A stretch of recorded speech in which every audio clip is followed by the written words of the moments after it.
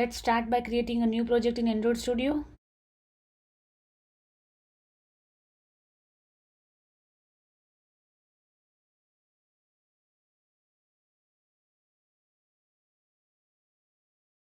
Select API 21 or higher.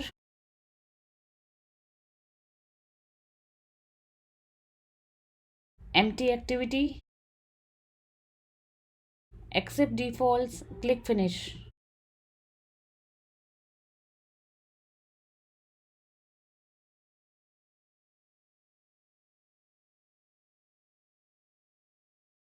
Let's run the app on the emulator to see it's just working fine.